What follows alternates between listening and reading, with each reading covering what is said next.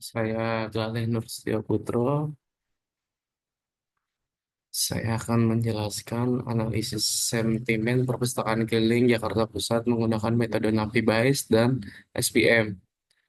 Nah, di sini awal disusun oleh dengan saya sendiri, program studi Sistem Informasi Fakultas Teknologi Komunikasi dan Informatika Universitas Paschal. Nah, di sini ada bab satu pendahuluan latar belakang. Ya, mungkin saya ngejelasin dengan singkat karena waktu. Di sini ada latar belakang. Perpustakaan Giliran di Jakarta Pusat merupakan inisiatif pemerintah daerah untuk memperluas akses masyarakat terhadap literasi dan bahan bacaan di wilayah yang kurang terjangkau. Lalu layanan ini diharapkan dapat meningkatkan minat baca dan memperkaya pengetahuan masyarakat melalui menyediakan buku-buku dan beragam di lokasi-lokasi strategis. eh Lalu di sini masyarakat ini cenderung menge- mengekspresikan opini, kritik, dan masukan terhadap layanan publik melalui platform digital, terutama media sosial seperti Twitter. Hal ini menciptakan peluang sekaligus tentang bagi pemerintah untuk mengumpulkan dan menganalisis umpan balik secara real time dan berbasis data.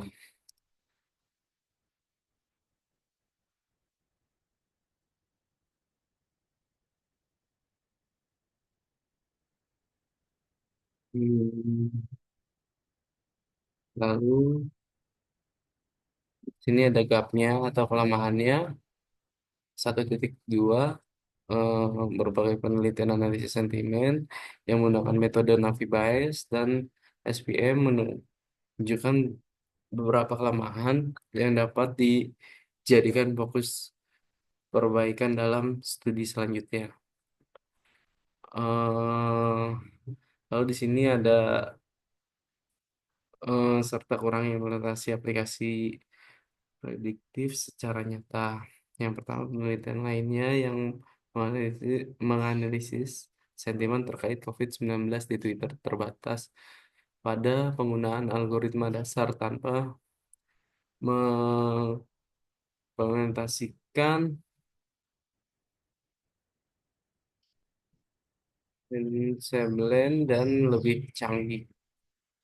Lalu di sini ada 1.3 identifikasi masalah. Di sini ada tiga masalah. Bagaimana persepsi masyarakat terhadap layanan perpustakaan keliling di Jakarta Pusat. Lalu di sini yang kedua, algoritma mana yang lebih efektif antara Navibytes dan SPM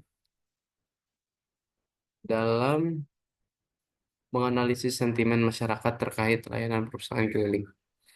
Dan yang ketiga, bagaimana teknik praprosesan data dan penyimbangan kelas SMORT dapat meningkatkan akurasi analisis sentimen.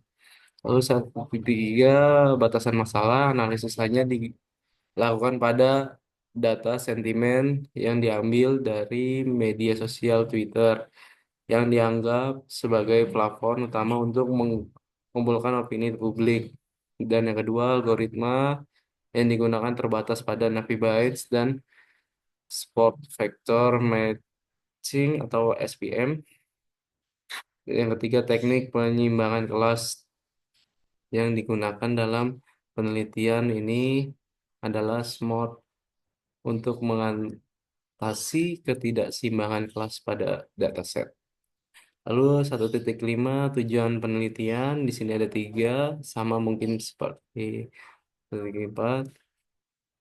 Di sini ada 1.6 kesimpulan awal berdasarkan analisis literatur dan identifikasi gap dapat disimpulkan bahwa algoritma NaviWS dan SVM memiliki kelebihan dan kekurangan masing-masing. dalam analisis sentimen. Navi Bayes lebih unggul dalam menangani dataset yang struktur dan memiliki fitur terbatas, sedangkan SPM lebih efektif pada data berdimensi tinggi dengan ketidakseimbangan kelas. Lalu penelitian ini dapat menghasilkan model yang lebih akurat dan dapat memberikan wawasan yang bermanfaat bagi pengembangan layanan perusahaan keliling di wilayah Jakarta Pusat. Lalu di sini ada bab 2 landasan teori. Nah, studi literatur. Kemarin sudah ditugaskan membuat 20 jurnal. Nah, di sini jurnalnya sudah saya masukkan semuanya, judul. Di sini ada nomor, judul, dan nama pembuat. Tahunnya itu dari 2001 sampai sekarang. Abstrak, permasalahan, algoritma, dan hasil penelitian. Nah, di sini sudah saya buat 20 jurnal.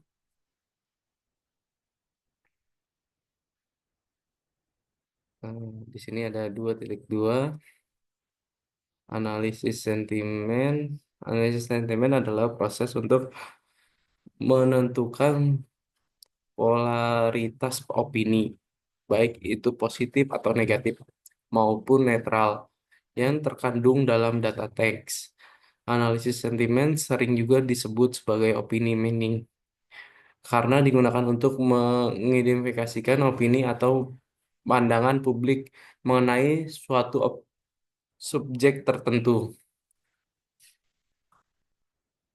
Lalu, proses ini umumnya melibatkan beberapa tahapan, yaitu pengumpulan data, processing, ekstraksi fitur, serta klarifikasi penggunaan algoritma tertentu.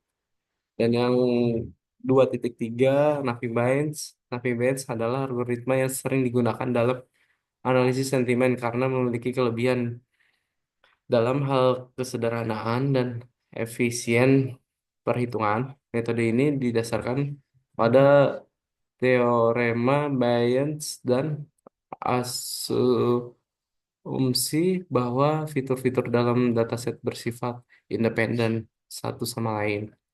Lalu di sini ada 2.4 spot vector matching atau FVM.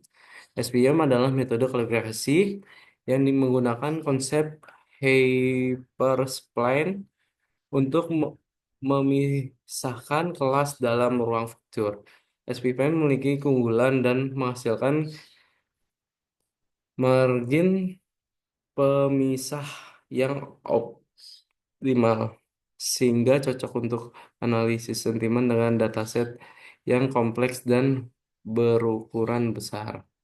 Lalu di sini ya 2.5 kita pakai Google Colab. Google Colab adalah platform berbasis cloud yang memungkinkan pengguna menulis dan menjalankan kode Python langsung dari browser.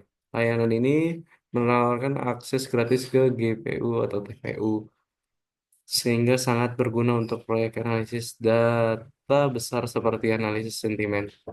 Lalu di sini ada yang kita ambil itu dari Twitter. Twitter adalah media sosial, banyak yang digunakan untuk berbagai opini dan pandangan. Dalam analisis sentimen, Twitter menjadi sumber data yang berharga karena menyediakan opini real time dan bervariasi.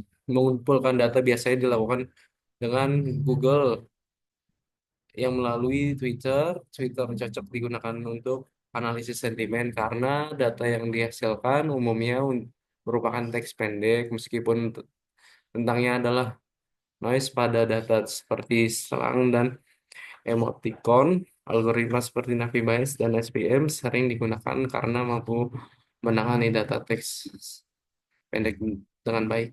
Lalu di sini ada bab 3 teologi penelitian. 3.1 itu penelitian penelitian alur penelitian. Penelitian ini terdiri dari beberapa tahap. yang dirancangkan untuk menganalisis sentimen masyarakat terhadap pelayanan perusahaan keliling Jakarta Pusat menggunakan algoritma Naviance dan Spot Vector Matching atau SPM. Alur penelitian dapat digambarkan sebagai berikut. Yang pertama kita mengumpulkan data. Data diambil dari media sosial, Twitter menggunakan Twitter. Kedua, kata kunci seperti perpustakaan keliling Jakarta Pusat dan layanan perpustakaan keliling digunakan untuk mencari atau menyaring Twitter relevan. Lalu di sini ada output data berupa file CV, CSV yang berisi kolom seperti ID Twitter, share, tanggal, dan konten. Yang kedua, pra pemrosesan data. Di sini ada planning, case folding, tokenization, dan stopword removal, dan streaming. Yang ketiga, menyeimbangkan kelas ke tidak seimbangan jumlah tweet, tweet positif dan netral dan negatif diatasi dengan SMOP atau yang disebut dengan synthetic minority oversampling technique. Dan yang keempat ada ekstra ekstraksi fitur menggunakan TF atau IDF untuk mempresentasikan teks sebagai angka. Di sini ada rumus TF dan IDF. Lalu di sini ada rumusnya TF kurang IDF atau buka kurung T, koma D sama dengan TF dalam kurung T, koma D tutup kurung kali log dan N dibagi DF buka kurung T. Di sini ada keterangannya T kata tertentu di dokumen tertentu N jumlah total dokumen DF1 DF buka kurung T teks atau DF kurung T dan tutup kurung jumlah dokumen yang menggunakan kata T. Pembagian dataset, di sini dataset dibagi menjadi 8% dibagi lat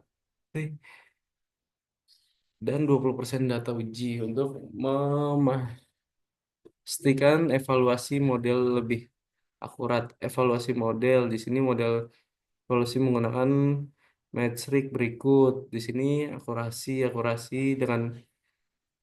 dengan caranya dan precision dengan caranya, recall dengan caranya, F1 atau Scott dengan caranya. Di sini ada keterangannya juga BP, TN, FP, FN. Lalu titik apa 3.2 ada alur algoritma Navi Bayes. Di sini dengan rumus Navi Bayes, rumusnya dan keterangannya sudah lengkap.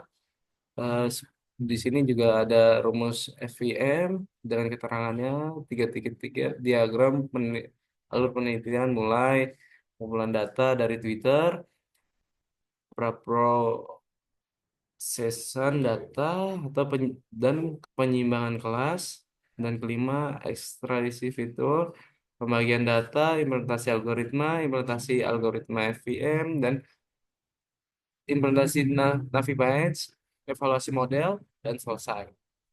Lalu di sini ada diagram alur, sudah jelas diagram alurnya mulai mengumpulkan data dan ini dengan contoh yang di atas dan terima kasih.